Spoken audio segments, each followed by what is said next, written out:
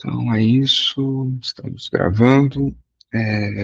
Bom dia a todas, a todos.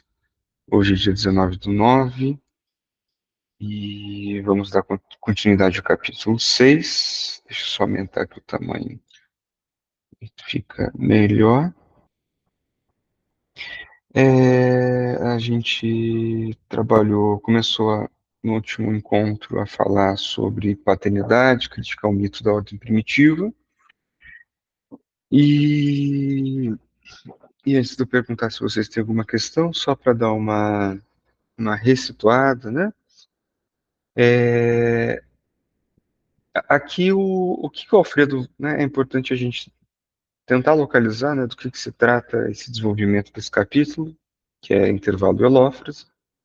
Ele está trabalhando com alguns fundamentos, principalmente agora numa certa distinção ou desambiguação, né, que é a chave de leitura proposta pela Paula. E aqui ele está fazendo uma crítica ao lugar, a questão da paternidade e do mito da ordem primitiva. Já foi trabalhada algumas noções importantes, como o falocentrismo, como o nome do pai, etc., né? E nesse ponto aqui ele começa, né, só para fazer um rápido apanhado aqui, ele traz uma citação de Lacan, dizendo que a paternidade está condicionada ao significante, né? Então, aqui temos uma diferença. É, e ele vai falar a respeito, né, que a paternidade é possível porque o psiquismo humano é regido pelas propriedades significantes, né?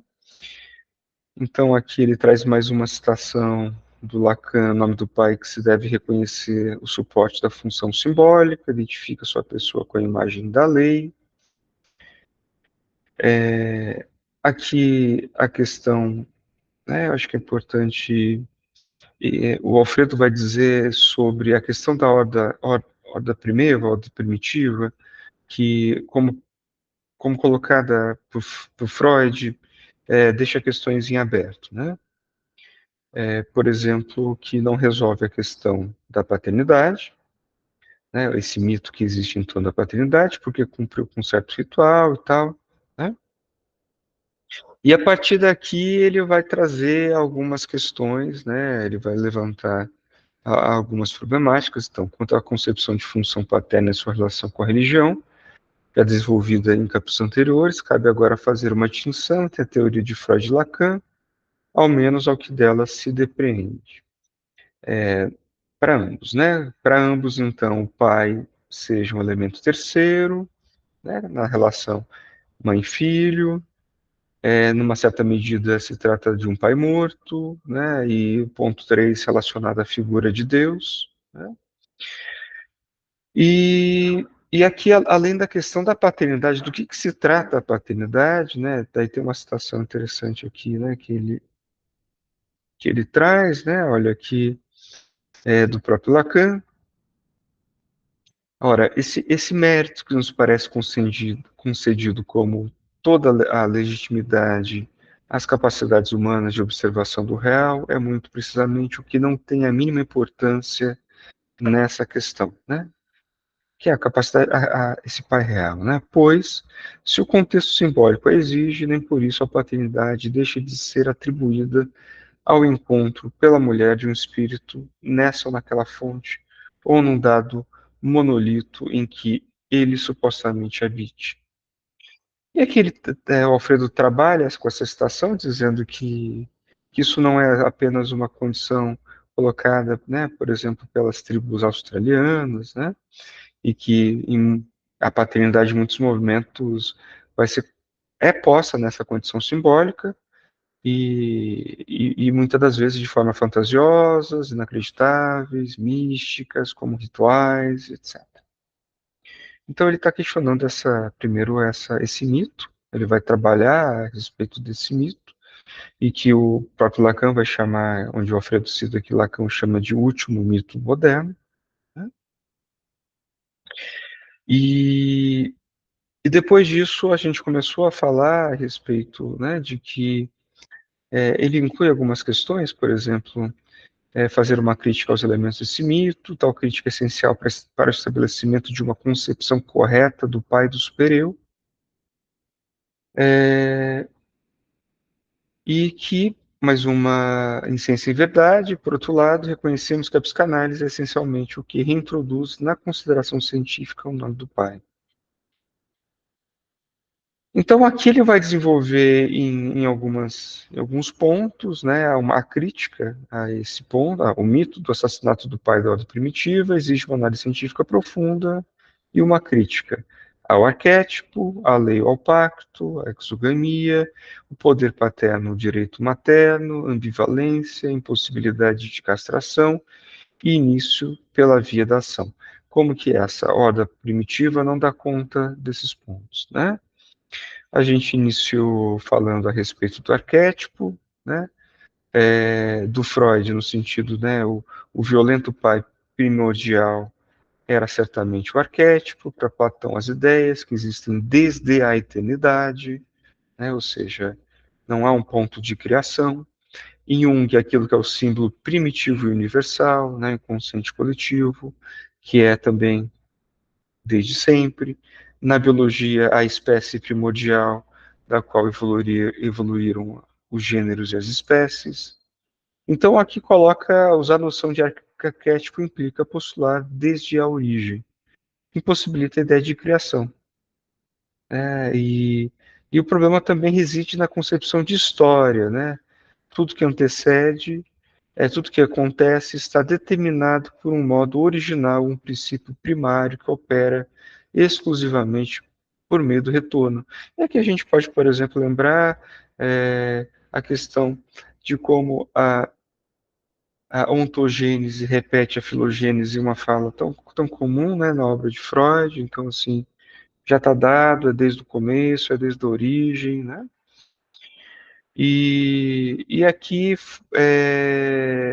o Alfredo traz uma citação de Dodds, que é de um livro bastante interessante, que é Os Gregos e o Racional, né, que vai trazer várias concepções importantes sobre a ideia de inconsciente, né, como que isso era possível pensar um inconsciente para os gregos, né? É um livro curioso, bastante interessante, e que a gente vai concluir que não existia inconsciente, né?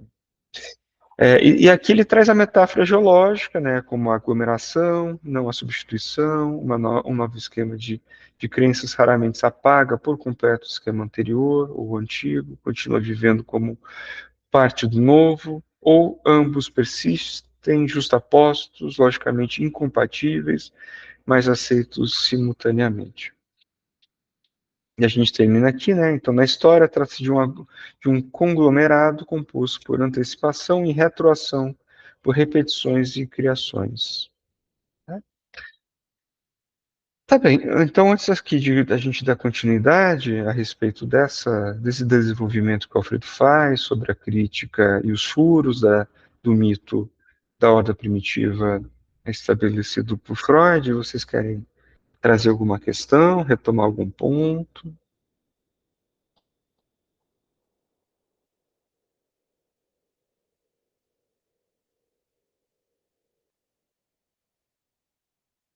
Então tá bem. Então vamos dar início à leitura. Então, um problema adicional a essa teoria da história e a função do arquétipo é que ela introduz no campo da psicanálise as distorções próprias da especulação junguiana. Isso ocorre tanto a partir da perspectiva do arquétipo quanto do inconsciente coletivo, que Freud encontra nesse caminho. Não se deve esquecer que, nesse caso, a noção de retorno do reprimido é utilizado em um sentido não genuíno do termo, como o próprio Freud reconhece nas mesmas páginas onde apresenta essas concepções. Então, aqui ele conclui o tópico A sobre o arquétipo, né? E entra na letra B, a forma de conceber a lei e o pacto. E, de novo, questionando e criticando a ideia de que essa concepção não daria conta de conceber a lei e o pacto. Tal como Lacan discute em seu artigo sobre a família, o mito freudiano peca da mesma contradição que o mito hegeliano sobre a antropogênese, que consiste em que os futuros sujeitos captam a obediência a uma lei que ainda não existe. Em termos de Lacan, a contradição residiria em, isso está no texto A Família, atribuir a um grupo biológico a possibilidade que se trata justamente de fundar do reconhecimento de uma lei. Então, necessariamente, todo acontecimento do sujeito humano falante deve ser precedida pela dimensão da lei e do pacto. Né? Então, aqui tem um ponto importante aqui que ele vai dizer, supor que se pode pactuar a primeira lei leva a uma contradição insuperável. Então, assim, a ideia de que isso que é colocado, por exemplo, desde Lévi-Strauss, né, a partir de uma estrutura simbólica, é que isso antecede, né, antecede o próprio sujeito, né? Então, já que só se pode pactuar uma modificação se sua operatividade existir previamente. Então, aqui está sendo colocado, né, a crítica é supor que pode pactuar a primeira lei, leva a uma contradição insuperável, né? Ou seja, que foi a partir dessa horda primitiva que começou a existir um pacto simbólico. Tá? Ele está dizendo, olha, não, isso não faz sentido. Tá? Se postula que a lei e a ordem são propriedades instauradas pela linguagem que cria o cosmos, então é necessário aceitar que a existência de todo sujeito humano falante é precedida pela existência de todas as funções da linguagem, incluindo a ordenação que esta proporciona. O Umwelt, né, que pode ser traduzido como ambiente humano, né, é social. A condição mínima necessária para o surgimento de um sujeito humano é a existência prévia da ordem simbólica e de outros sujeitos humanos falantes. Então, Lacan critica essa concepção de estabelecimento da lei desde a família até o seminário 17. E deve-se distinguir entre qualquer conteúdo de um código e sua possível modificação e a função ordenadora de A. Os sujeitos podem pactuar leis na medida em que estão regidos pela ordem proporcionada pelo simbólico. Essa diferença entre código e ordem simbólica correspondem às oposições apresentadas em capítulos anteriores de que e temes e entre ius e fãs. Né? Eu trouxe até eu fiz uma nota minha aqui, não está no livro, só para relembrar do que se trata, essa distinção. Mas repara aqui que o Alfredo está tentando demarcar, né? O que ele está querendo aqui fazer? Qual que é o desenvolvimento aqui desse texto? Primeiro, ele está fazendo essa distinção. Em seguida, ele está trazendo um Lacan estruturalista, né? Que implica a ideia de que há o simbólico, uma estrutura simbólica anterior, né? E que não vai ser né, diferente do que o Freud vai tentar, né, de algo como uma ordem primitiva que instauraria, né? Então aqui, ó, baseando-se no indo-europeu, isso aqui, se eu não me engano, está no capítulo 4. Eu busquei o Ctrl F, né, o Ctrl L, não lembro. Depende se foi no, enfim, documento. Então, baseando-se no indo-europeu, os argumentos são coerentizados ao reconhecerem as duas dimensões da lei que podem ser estabelecidas nessa família de línguas.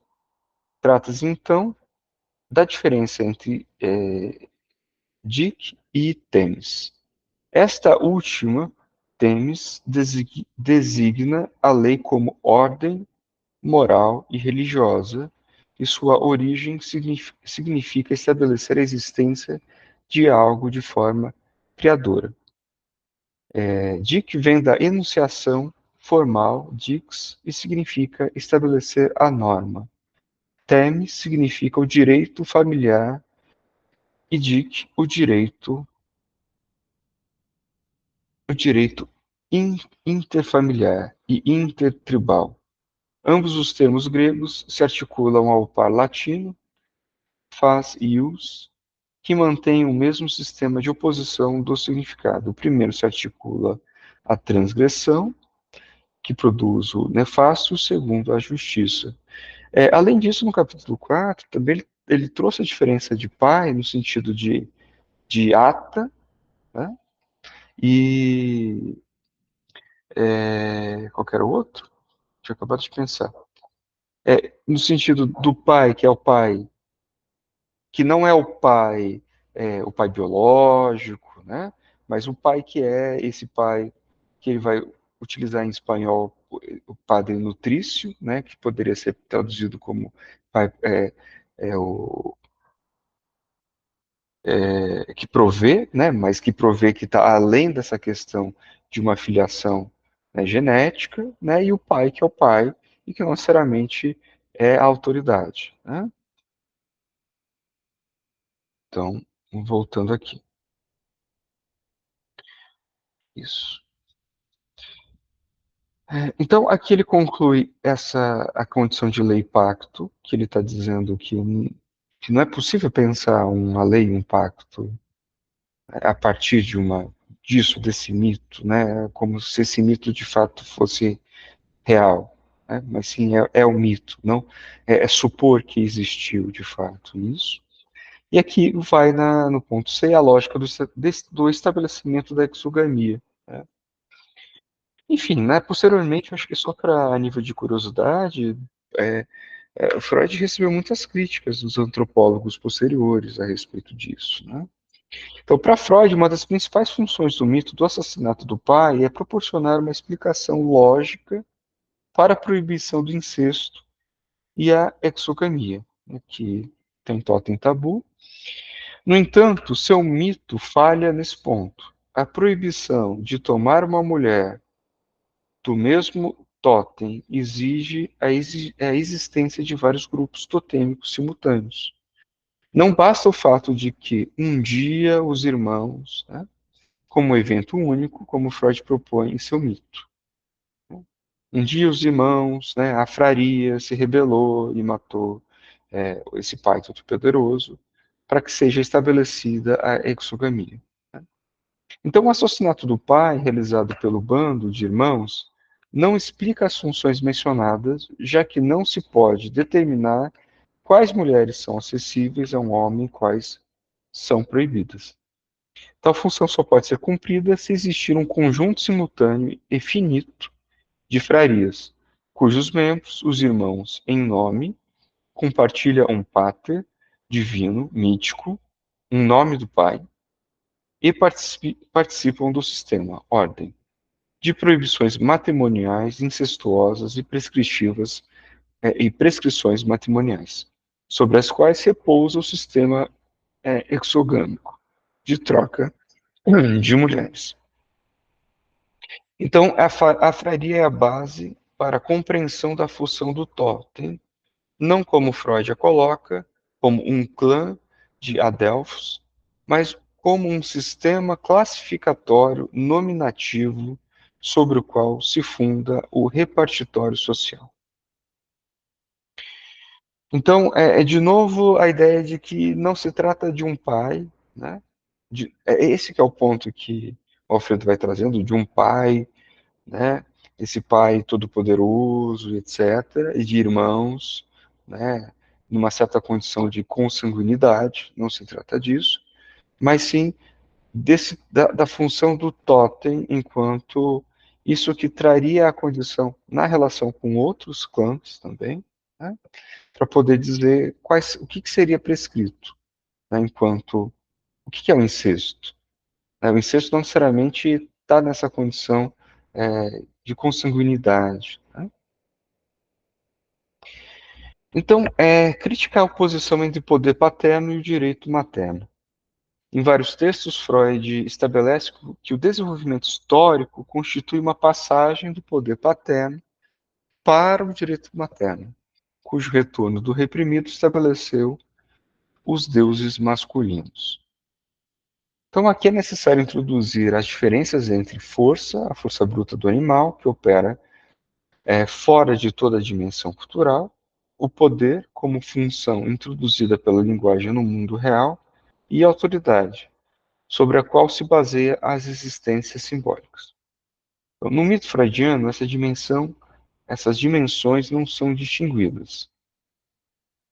Então, força, poder e autoridade, né, não são distinguidas. Freud atribui uma força limitada ao macho, enquanto, como afirma Lacan, o sujeito desloca para a mãe a onipotência originada no poder total em potência da linguagem.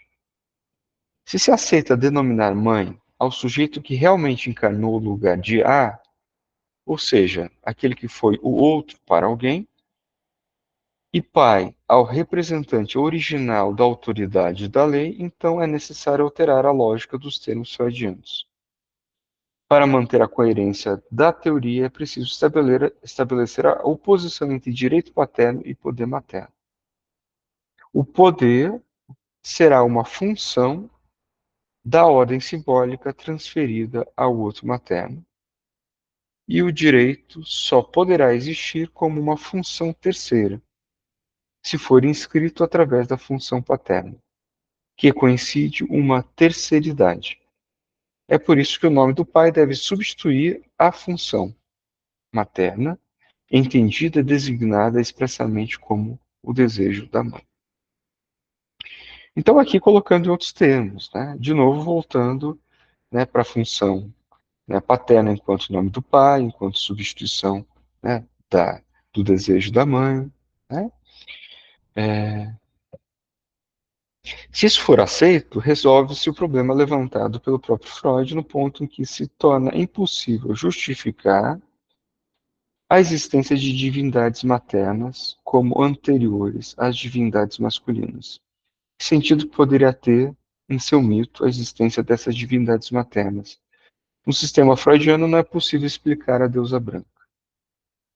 Essa deusa branca, eu fui tentar entender um pouco o que, que era, o que o Alfredo estava trazendo, e pela referência que eu pude pensar, é da grega. Né? É, e é justificação da ambivalência. Para Freud, o bando de irmãos era governado pela ambivalência, ódio e amor simultâneos, em relação ao pai. Mas como se justifica o amor por esse pai? É uma pergunta, né? O próprio Freud afirma que a base da coesão da ordem primitiva está no duplo fundamento da convivência. Isso inclui a compulsão ao trabalho pela pressão externa, a nanquê, as necessidades que obrigam a repartir as tarefas no seio do grupo, e o poder do amor. No entanto, em relação a esse último, ele estabelece que o homem não queria ser privado da mulher e que a mulher, por amor, não queria se separar dos filhos. O macho desejava manter as mulheres a seu lado como objeto sexual, e as fêmeas se viam obrigadas a permanecer com um macho forte no interesse de seus filhos indefesos. Como se pode ver, nem mesmo nos termos de Freud se justifica a existência do amor dos filhos por tal pai. Então, aqui nesse contexto, dizendo da ambivalência, né, é que o bando dos irmãos era governado pela ambivalência, amor e ódio simultâneos. O Alfredo está tentando, ele está questionando como se sustenta o amor aí, né, da onde isso justifica, qual que seria. Então, há algo totalmente diferente, o amor ao ata, né, o pai provedor, ou que estava em espanhol, o pai nutrício.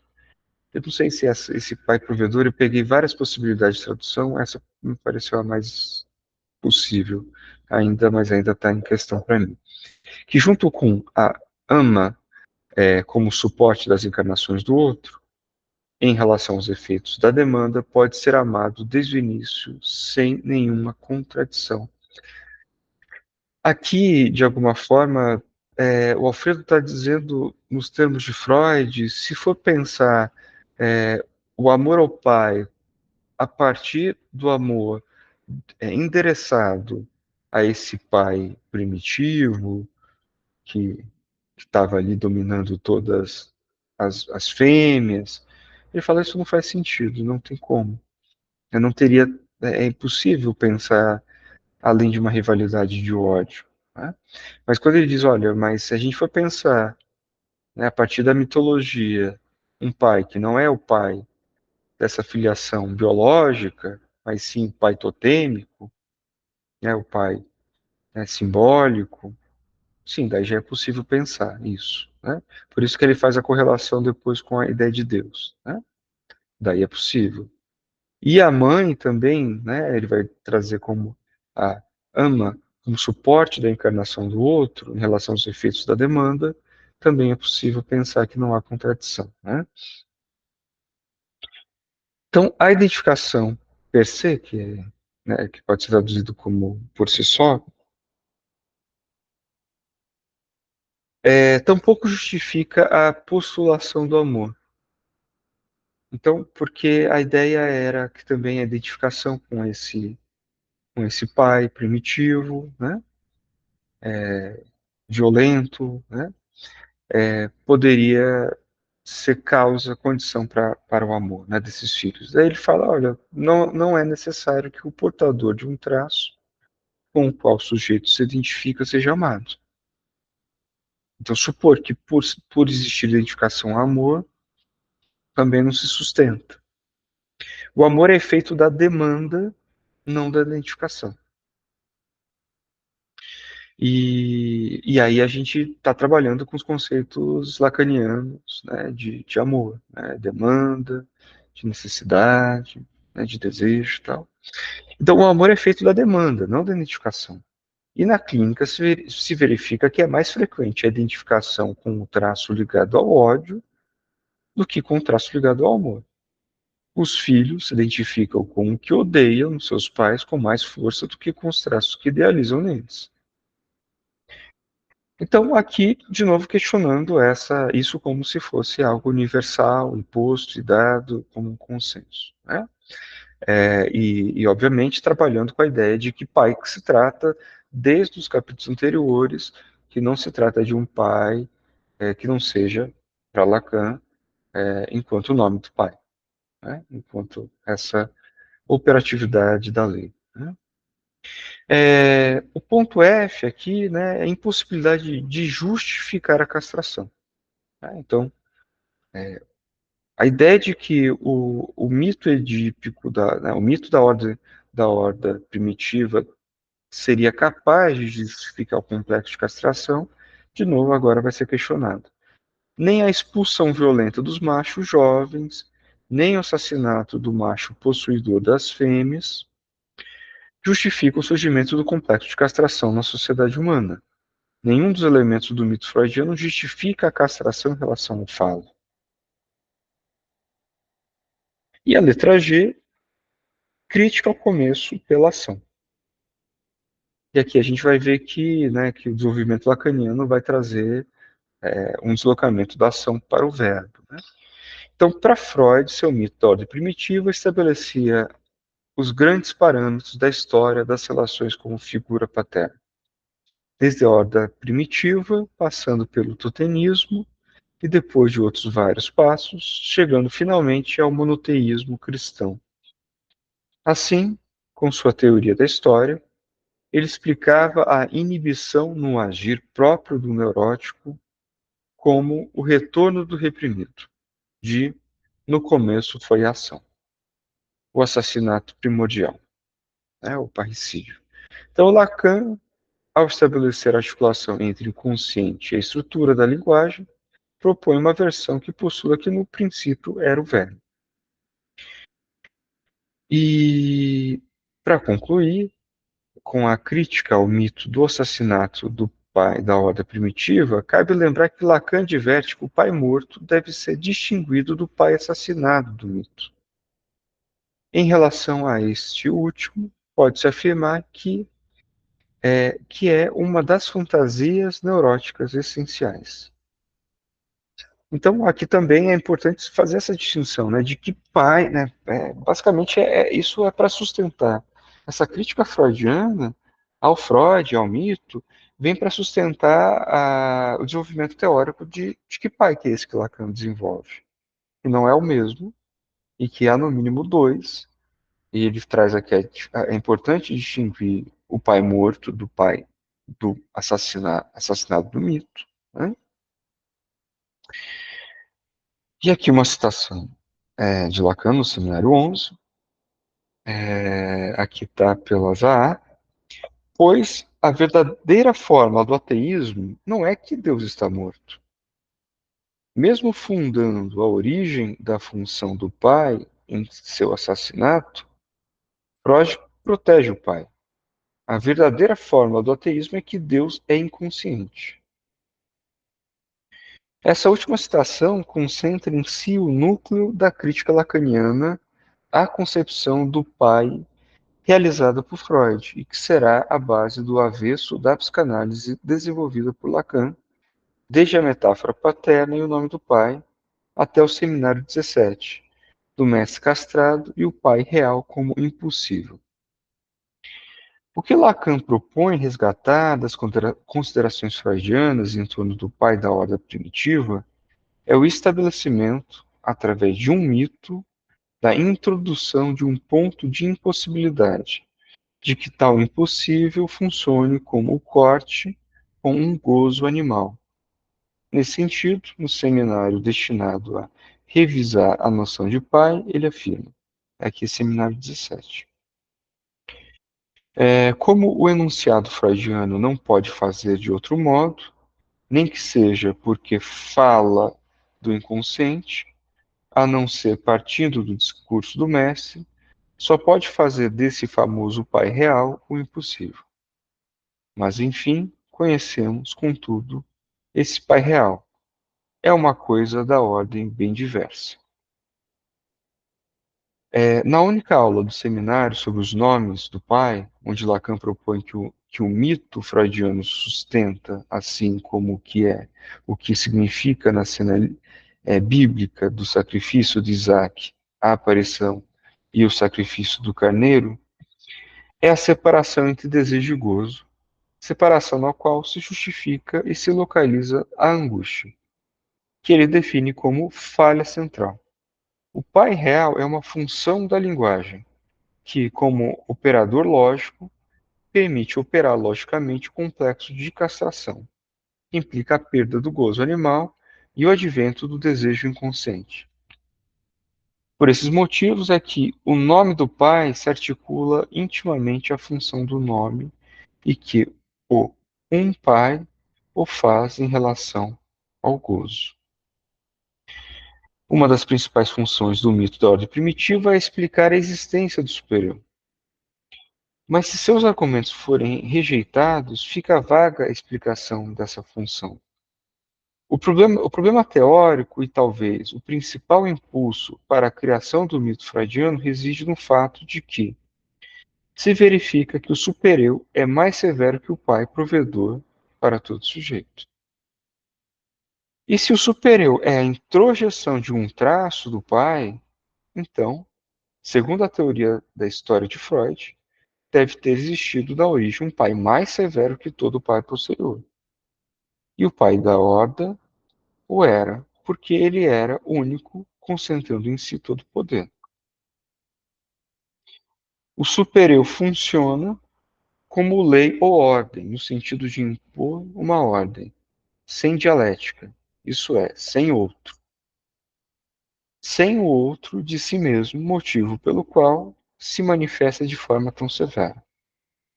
Como tal, é uma propriedade ineliminável de A, especialmente da voz que acompanha necessariamente tudo que, a partir do lugar de A, é afirmado, e simultaneamente ordena e comanda, e que não tem outra autoridade além da sua condição estrondosa ou trovejante.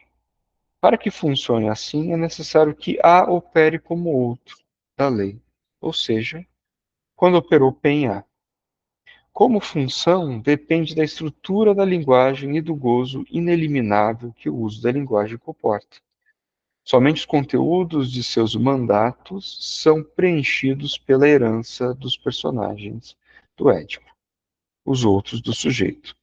Mas seu poder provém do lugar estrutural, A, distinto de qualquer encarnação. Na psicose, dada a falta da função da lei, o super-eu deixa de ser uma lei sem dialética para ser apenas o puro mandato da demanda sem limite do outro. Então, aqui, mais uma distinção, né, a respeito do super-eu, não mais como traço, não mais como introjeção do pai, da lei do pai, mas sim como condição da própria estrutura de A. Né? É o que em alguns textos o próprio Alfredo falou, né? Isso que é um tema bastante complexo na teoria lacaniana, diferente da teoria freudiana, né? Que tem superior é um efeito ali, né? Mas é próprio da estrutura da linguagem, né? Não depende dessa condição, dessa história, né? Dessa origem dessa história. Né? Não depende de um pai real, né? Para funcionar. Né? É, enfim, a gente vai parar por aqui, né? Antes de começar, Deus Pai em nome do Pai. Vocês têm algum comentário, alguma questão, querem retomar algum ponto dessa crítica, né? E bastante fundamentada, né? Que ele vai fazendo, né? Em em que ele vai fragmentando para poder explicar bem esses pontos, né? Vocês querem retomar algum ponto? Alguma coisa não ficou compreensível? Não ficou? Ou vocês discordam? Como que está isso? Alguns pontos. Obviamente, o Alfredo não abarca todas as questões aqui que podem ser questionadas, e algumas, às vezes, podem até ficar, né, assim, em aberto. Né? Vocês conseguiram pensar disso?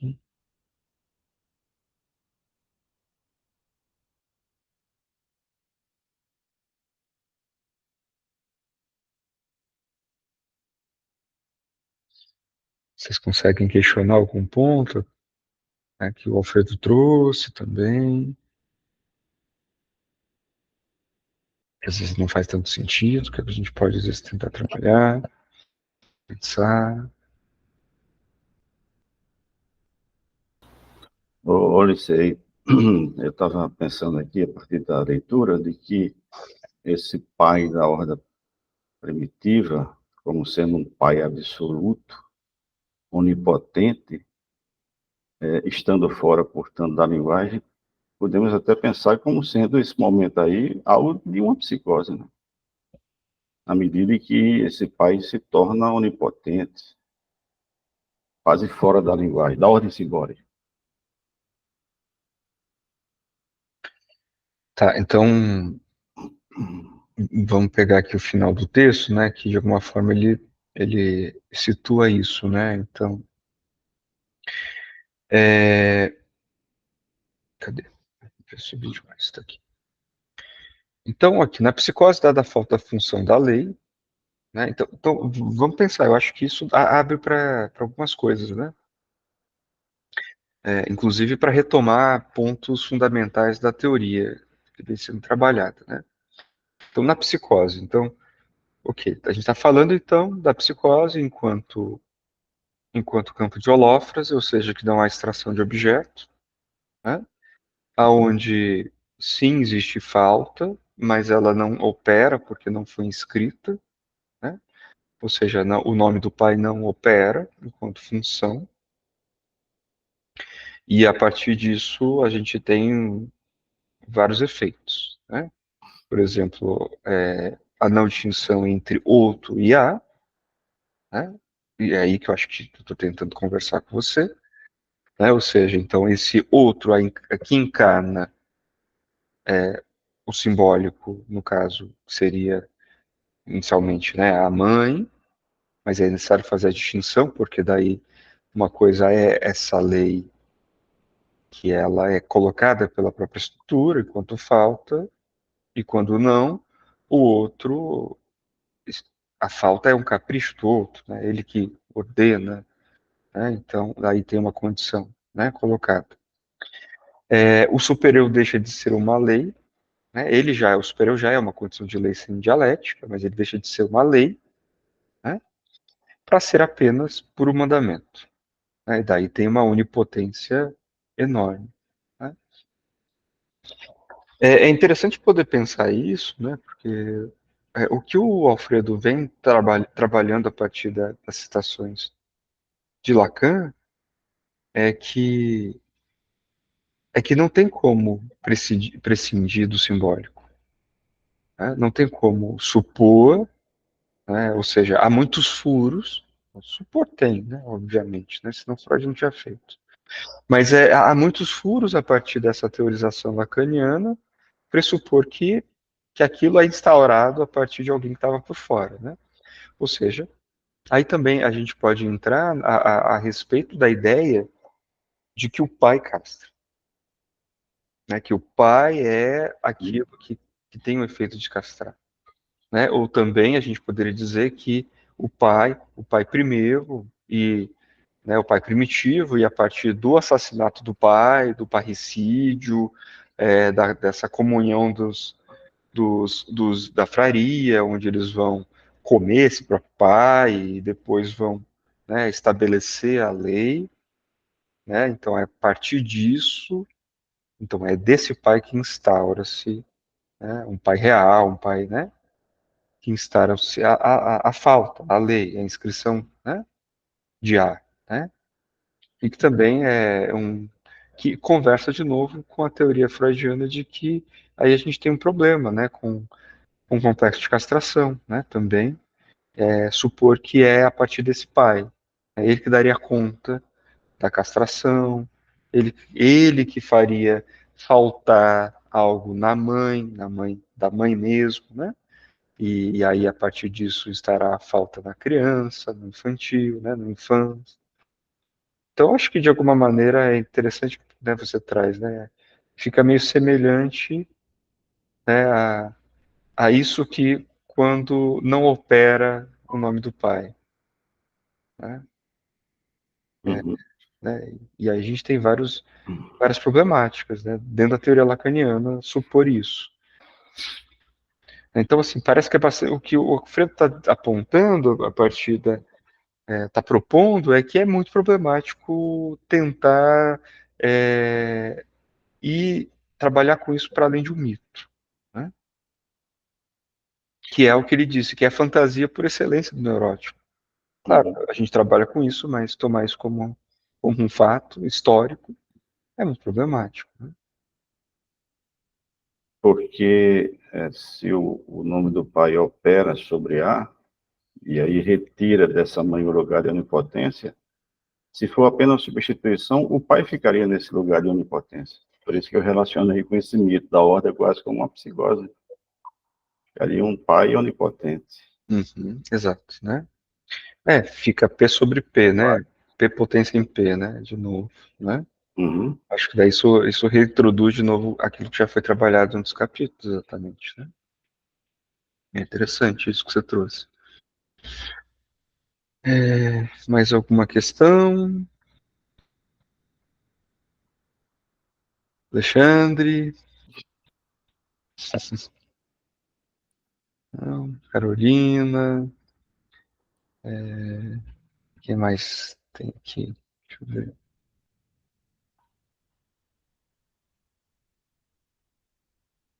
Maria Aparecida trabalha bastante vem trabalhando esse texto também, né? Você já trabalhou algum outro ponto, com outro comentário, que parece interessante? Se quiser comentar alguma coisa.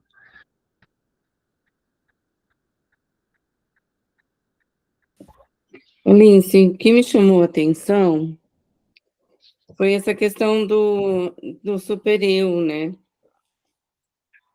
Dele também atuar como se fosse que é aquilo que o Lourenço chamou a atenção, como uma psicose, né? Ele está interno e ele opera ali como um grande outro interno, né? Que o Alfredo fala aqui. É como se fosse de si para si, é o que eu entendi. Uhum. E aí me confunde um pouco nessa questão, né, do Lacan dizer que o grande outro está fora sempre, né? É sempre algo que vem de fora para dentro. E se esse grande outro está interno, sim, pode ser uma psicose. Nós trabalhamos com autismo, né? O autismo na psicanálise, no olhar da quarta estrutura, o grande outro ainda não está instituído. Então, ele vai ser, né, fora também, por esses outrinhos que vão aparecendo na vivência do autista ou na forma como ele vai se desenrolando com as suas cadeias significantes. Mas eu fiquei um pouco aí em dúvida aí entre se ele está falando de uma neurose desse superior, se tem a ver mesmo com a psicose. Ele está falando que a partir do mito não dá para constituir alguma coisa, né? Mas eu estou tentando compreender isso. Tá, onde que você consegue localizar no texto esse ponto que você está falando? Um pouquinho antes do que você leu, um pouquinho Tá, antes também. aqui do superior funciona como É, essa parte? como a lei, uma ordem. Tá, então o superior funciona como lei ou ordem no sentido de impor uma ordem sem dialética, isso é, sem outro. Uhum, Sem outro de si mesmo. Motivo pelo qual se manifesta de forma tão severa. Tá. Vamos tentar pensar nisso, porque isso aqui está conversando com a questão do supereu freudiano. tá. Ó, um Uhum, pouquinho antes ele diz o seguinte: e se o supereu é a introjeção de um traço do pai, então, segundo a teoria da história de Freud, deve ter existido na origem um pai mais severo que todo pai posterior. Aqui está dizendo que como se constitui o supereu, né, dentro da teoria freudiana. Né, o supereu enquanto uma lei moral, né, uma lei cultural, uma lei moral, mas que é, de alguma forma, uma introjeção de um traço do pai. Né? uhum, Esse é o ponto aqui colocado. E ele fala algo assim, tá, mas olha, o superior tem uma característica que ele é muito mais severo que qualquer pai. Né? Então, é supor então que, tá, se isso é um traço, é supor que existe um pai, um único, né, um pai, né, não o uhum, nome do pai, um pai que foi, assim, concentrou todo o poder e foi isso, né, de uma onipotência, né, assim, enorme. E aqui ele vai trazer assim, o superior funciona como uma lei ou ordem, né, em alguns textos, né, porque, de fato, para Lacan é um tema bastante complicado, o superior, porque uhum, ele não conversa dessa maneira com o superior freudiano. Ele vai dizer que isso é um efeito da própria cadeia, né, do próprio campo simbólico. Né? uhum, Então, o superior funciona como uma lei ou ordem no sentido de impor uma ordem. Né? Ele a gente vai poder pensar o supereu mais para frente, né, porque a gente está também num tempo teórico que o Alfredo trabalha, mas a gente vai poder pensar o supereu dentro dessa condição a partir do. Ele já trouxe aqui, nessa relação entre desejo e gozo. Né? Então, para pensar o gozo, o mais de gozar, isso vai ter mais sentido para trabalhar. Né? uhum, E ele vai dizer isso que é uma lei ou ordem sem dialética, isso é sem outro. Sem, daí que outro, né? Como assim, sem outro, né? Porque ele já está dizendo que é de uma lei ou ordem e está falando é outro, mas o outro é a própria cadeia, é o próprio ar, né? Daí a gente tem que fazer uma certa distinção. Sem o outro de si mesmo. motivo pelo qual se manifesta de forma tão severa. Então, o que seria, né, eu acho que o primeiro ponto para a gente tentar pensar, o que seria o outro de si mesmo? Né? Primeiro que se a gente for, daí a gente tem que tentar retomar um pouco qual que é a construção de outro que o Alfredo desenvolve, né? Ele vai fazendo a distinção de outro e de A, porque um outro de si mesmo já carrega em si uma contradição, né? Pensar que há um outro de si mesmo. A gente pode ver esse outro de si mesmo em 2 pontos. Pensando agora quando você está falando. Em Lacan, no estadio do espelho, né, quando a gente vê lá na segunda experiência do estadio do espelho, no texto do escrito, e a gente pode pensar, olhando pela teoria da quarta estrutura do Jean-Claude Malaval, né, que é um francês, que é o duplo. Então, eu só consigo pensar esse outro de si mesmo aí, nesse ponto, mas são 2 pontos que estão ligados mais fora da neurose do que dentro, né? Então, interessante, assim, o que eu estou tentando retomar aqui, a partir do que é o desenvolvimento do Alfredo, Sim, eu estou compreendendo isso que você está falando, tá? eu Esses 2 acho como contribuição, não sei se dá para fazer, isso, né, da onde eu estou vendo. sim, assim, eu acho que eu não consigo conversar muito com isso que você traz. Uhum, Eu acho que dá para conversar a respeito de que, talvez a ideia de que, não sei, não tenho certeza, mas eu estou tentando pegar um lastro aqui do que já foi apresentado. O que seria um outro de si mesmo, né? Porque primeiro ele faz a distinção de outro e A. Ele uhum, vai dizer de um outro, aquele que. Qual que seria agora, principalmente depois do capítulo 4, que ele faz a distinção do outro e A, ele vai falar: olha, o outro a gente vai chamar aquele que encarna A. Né? ok. Uhum, Então, assim, o outro que encarna A, daí é interessante, porque a gente retoma a ideia de psicose, que ele também trouxe esse exemplo, né? Olha, ele está dizendo assim, outro de si mesmo, né? Como se esse outro, exatamente, esse que encarnasse independente da estrutura. E ele está dizendo assim, mas é uma propriedade eliminável, né? Ele está tentando, obviamente ele não desenvolve tanto, mas assim, pela ideia que ele trouxe até o momento, supor esse outro como, ele está dizendo, olha, não, mas o super-eu é isso que é próprio da estrutura eliminável de A. Né? uhum, É uma contradição dizer que vem desse outro, que seria o outro desse pai, de alguém que encarna por si só. Porque o pai da ordem primitiva é esse que estaria. Ele estaria. Não estaria em a ideia. Né? Ele é anterior a. Né? E está dizendo assim, então, pensar num pai que o superior é uma introjeção é supor de novamente uma condição que está fora de A. Né? Então, assim, não sei se é exatamente isso que o Alfredo está querendo dizer, eu estou pressupondo a partir do desenvolvimento teórico que ele trouxe até agora, nessa distinção entre outro e A. eu acho que a gente pode retomar um pouco mais esse texto, ler, né, digerir, para no próximo encontro a gente trazer um pouquinho mais concreto sobre isso. Eu estou falando de mim, né? Eu acho Claro, que é claro. uma boa Sim, proposta. interessante, né? Isso que você trouxe, eu acho que também abre para muitas questões, eu acho que é importante que a gente vai tentando retomar a partir do que já foi trabalhado, né? Sim. Isso, é outro de si mesmo, capítulo 4, Fernanda trouxe. Bom, ó, vamos voltar lá para o capítulo 4, então, né? Sim, está na página 18 Na página do 18. capítulo 4. Uhum. Tá ótimo, então. Obrigado, viu, Mas da Fernanda? sua tradução, tá? Não do livro. Tá bem, tá bem.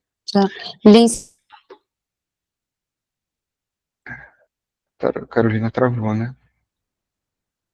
Acho que ela vai falar alguma coisa. Carolina, você travou, viu? Conexão hoje, vou tentar falar rapidinho. Na página 66 tem um parágrafo que ajuda a gente a pensar também, talvez a gente possa retomar no encontro que vem. Tá, então a gente tem no capítulo 4 e a página 66 que ela falou, né? Deu uma travada, mas enfim, obrigado, Carolina. Obrigado, Carolina. Travou, mas você falou, página 66, aí vai retomar. Então Isso. tá. Pessoal, obrigado. Então, daí fica as indicações da Carolina e da Fernanda para a gente dar uma retomada para ver se a gente consegue conversar um pouco sobre isso. Tá bem? Bem, Pessoal, obrigada. obrigado e até semana que vem. Um abraço. Um abraço, obrigada.